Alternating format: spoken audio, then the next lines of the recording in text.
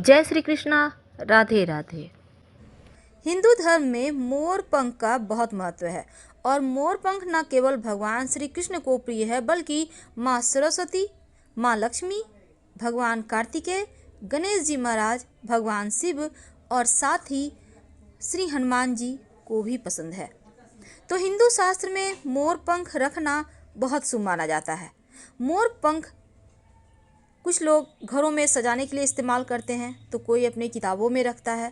लेकिन क्या आपको पता है मोर पंख आपके घर के वास्तु दोष को भी ठीक करता है और ग्रहों की पीड़ाओं से मुक्ति भी दिलाता है।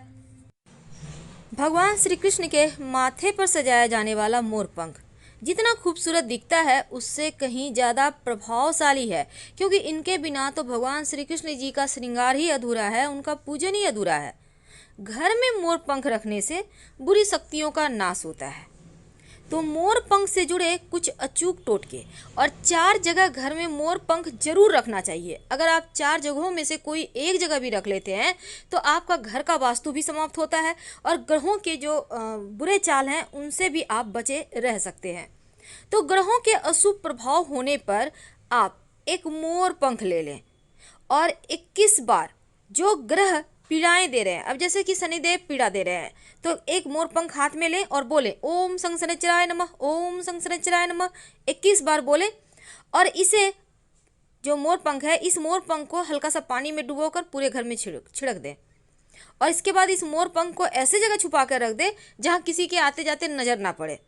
देखिएगा आपका शनि शांत हो जाएगा, बिगड़ा हुआ शनि एकदम से आपके अनुकूल फल देने लगेगा। अब कभी कभी क्या होता है घर में आकस्मिक तरक्की रुक जाती है, आकस्मिक रूप से बाधाएं आ जाती है, जो भी आपके घर में आप कमाते हैं वो बस खर्च होते चले जाते हैं। तो ऐसे में एक छोटा सा काम करें, अपने घर के मुख्य दरवाजे के अंदर, याद रखिए घर के मुख्य दरवाजे के अंदर ठीक ऊपर बीचों बीच, दरवाजे के ऊपर लेकिन घर के अंदर से गणेश जी की तस्वीर लगाएं।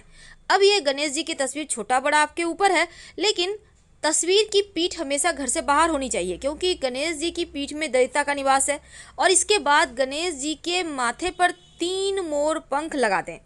पूरे घर का वास्तु दोष भी समाप्त होगा और तरक्की करने के नए रास्ते भी खुल जाएंगे।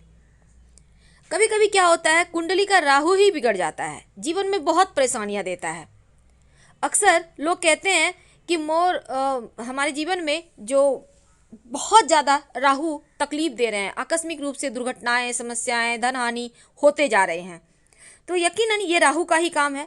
अगर आपका कुंडली में राहु का दोष हो तो मोर पंख हमेशा अपने पर्स में, अपने पॉकेट में, बटुए में रखें।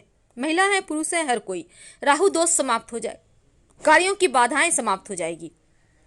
अब बच्चे हैं, बार बार नज़र लग जाते हैं, आप सोचते हैं पता नहीं क्यों बच्चा पढ़ता नहीं है, खाता पीता नहीं है ढंग से, तो इस आप क्या करेंगे, अगर आपको लगे कि आपके घर परिवार को अक्सर नज़र लग जाता है तब आप अपने घर के मुख्य दरवाजे के पास ऐसी जगह मोर पंख लगा दें कि जैसे ही लोग आपके घर में आते हैं सबसे पहले नज़र मोर पंख पर ही पड़े।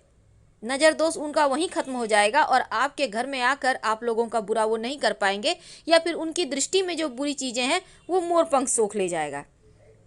बच्चे का पढ़ाई में भी मन नहीं लगता है, तो अगर ऐसा है कि बच्चे का पढ़ाई में मन नहीं लगता, पढ़ा हुआ उसे याद नहीं रहता, तो उनके बुक्स में, कॉपी में आप मोर पंख रख दें। देखिएगा धीरे धीरे उनकी स्मरण शक्ति बढ़ेगी, एकाग्र होने की शक्ति बढ़ेगी और फिर पढ़ाई में उनका मन लगने लगेगा।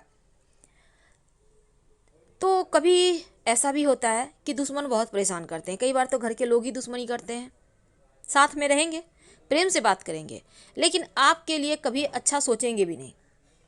अब ऐसे दुश्मनों से मुक्ति पाने के लिए एक छोटा सा प्रयोग, ये मोर पंख का प्रयोग आपके दुश्मन की बुद्धि बदल देगा।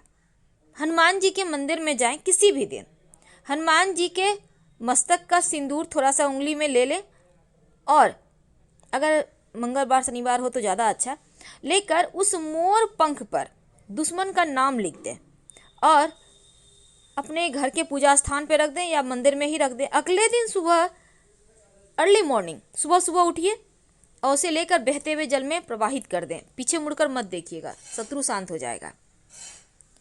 कई बार बहुत कोशिश के बाद भी आपकी मनोकामना पूर्ण नहीं होती, काम में बार बार अड़चने आती है, तब ऐसे में अगर जीवन में प्रेम खो गया हो, वैवाहिक जीवन में समस्या, आपके जो लव है उनके साथ आपकी नहीं बन पा रही, तब आप भगवान श्री कृष्ण राधा जी के मंदिर में जाकर एक मोर पंख उनके माथे पर सजाकर छोड़ दें।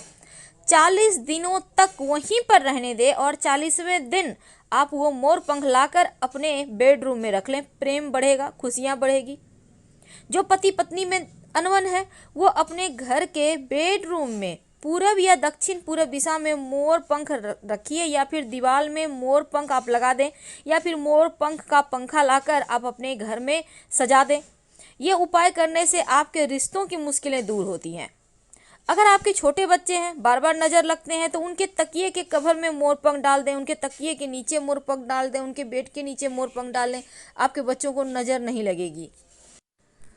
चूँकि मोर का संबंध सुंदरता और खुशहाली से है, इसीलिए घर के लिविंग एरिया में, यानी जहां आप हमेशा बैठते हैं, यहां पर नृत्य करता हुआ एक मोर की पेंटिंग लगाएं, तस्वीर लगाएं। चूँकि मोर पंख लक्ष्मी, सौभाग्य, खुशहाली, धन धान्य और संपन्नता के लिए पूजनीय है, और मोर के पंखों का प्रयोग माँ लक्ष्मी की इन्हीं विशेषताओं को हासिल करने के लिए किया जाता है। तो मोर पंख को अगर आप बांसुरी के साथ घर में रखें भगवान श्री कृष्ण के पास, तो तस्वीर ये जो आप रख देते हैं उनकी तस्वीर के पास, तो रिश्तों में प्रेम बढ़ता है, सुख बढ़ता है, सौभाग्य बढ़ता है, खुशहाली आती है। मोर पंख जितना खूबसूरत दिखता है ना, उतने ही काम का है। अगर ग्रहों का अशुभ प्रभाव ज़्यादा परेशान करे, तब आप प्रयोग मोर पंख का जरूर कीजिएगा। वैसे तो हर धर्म में मोर पंख का इस्तेमाल करने का विधान है, और मोर पंख का टोटका दुश्मनों को, जो वो आपके ऊपर परेशानी डाले हुए हैं या आपके जीवन में परेशानियां क्रिएट करते हैं, तो वो खुद ही अपने जाल में फंस जाएंगे। अगर हमेशा ही बिजनेस में नुकसान हो, बेवजह का पैसा खर्चा हो, परेशानी बढ़ जाए, तो आप अपने घर और दुकान में पूरब दिशा में मोर पंख एक लगा कर रख दें। आप चाहें तो फ्रेम कराकर भी रख सकते हैं। नकारात्मकता खत्म होगी, लक्ष्मी आती है, क्योंकि मोर पंख जहाँ रहता है वहाँ सिर्फ सकारात्मक ऊर्जाएं आती हैं। और अगर लाख कोशिश करने के बाद भी बार बार काम अटकते हो, मनोवांछित फल नहीं प्राप्त हो रहे हो, तो मोर पंख का प्रयोग जरूर कीजिए और अपने घर में ला के रखिए। तो पहला मोर पंख आपको ला के रखना है अपने गणेश जी के तस्वीर के ठीक ऊपर। कहाँ रखना है? घर के मुख्य दरवाजे के अंदर की तरफ से गणेश जी लगाने हैं और उन्हीं के माथे पर मोर पंख सजाना है। दूसरा, आपको ऐसे जगह लगाना है कि आते जाते लोगों का नज़र पहले मोर पंख पर पड़े, बाकी अन्य चीज़ों पर। तीसरा, आपको मोर पंख अपने भगवान, जो आपने पूजा स्थान पे भगवान की तस्वीर रखी है, वहाँ पर बांसुरी और मोर पंख भगवान श्री कृष्ण को भेंट करके वहीं पर रखें। और चौथा, आप अपने बेडरूम में रखें। तकिए के नीचे रखने से बच्चों के लिए बढ़िया होता है। अगर आप चाहते हैं कि आप जल्द से जल्द करोड़पति बन जाए, कहने का तात्पर्य धन इतना रहे कि करोड़पति का मतलब ये नहीं होता है करोड़पति। करोड़पति का मतलब होता है कि इतना पैसा हो कि आप सुकून से जीवन जी सकें, ऐसा न लगे कि आपके पास कुछ नहीं है, बहुत परेशान है, कम से कम अच्छे से लाइफ जी सकें। तो ज्योतिष में कहा जाता है कि जहाँ पर आप पूरे परिवार के लोग एक साथ इकट्ठा होकर बैठते हैं, वहाँ पर मोर पंख रख दें। आप चाहें तो अपने टेलीविज़न के पीछे से सजा सकते हैं, हमेशा ही नज़र पड़ेगा।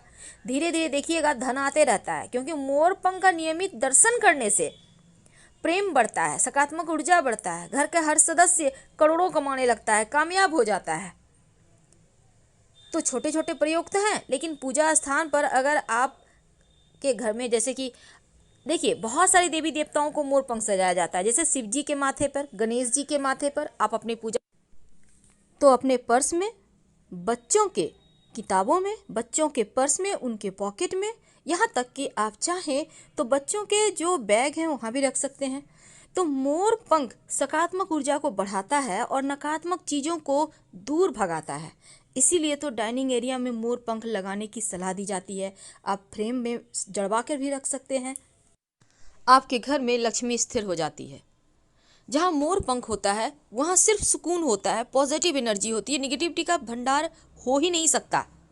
और जिस घर में टेंशन ज़्यादा हो उस घर में मोर पंख जरूर रखना चाहिए। एक मोर पंख अपने डाइनिंग हॉल में या अपने रूम में आप छिपा कर रख सकते हैं कहीं भी, या फिर आप तकिए के कवर में भी छिपा कर रख सकते हैं। नज़र दोष से, बुरी बला से बचे रहेंगे। तो हम आपसे विदा लेते हैं। जानकारी अच्छी लगे तब लाइक कर सब्सक्राइब करें, अपनों से शेयर करें, कमेंट में हर हर महादेव जरूर लिखें। धन्यवाद।